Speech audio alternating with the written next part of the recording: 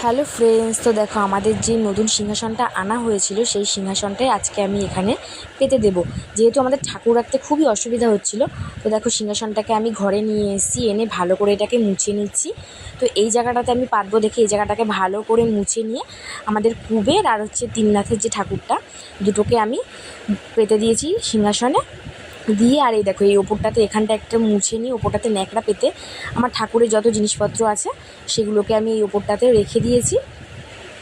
দিয়ে এই ঝুড়িটার মধ্যে এই যে ঘণ্টা, কাঁসর, শঙ্খ যেগুলো থাকে এগুলোকে রেখে আমি তলাটা দিয়ে দিয়েছি। আর এদিকে হচ্ছে আমি গঙ্গার জলের যে ড্রামটা সেটাকে আমি রেখেছি। আর এদিকে এই সিংহাসনের থেকেও ঠাকুরগুলোকে আমি নামিয়ে নিয়ে ভালো করে এই জায়গাটাকে পরিষ্কার করে নিয়ে ঠাকুরের জামা কাপড়গুলোও পাল্টে নিয়ে আমি এখানে ঠাকুরগুলোকে পেতে দিয়েছি।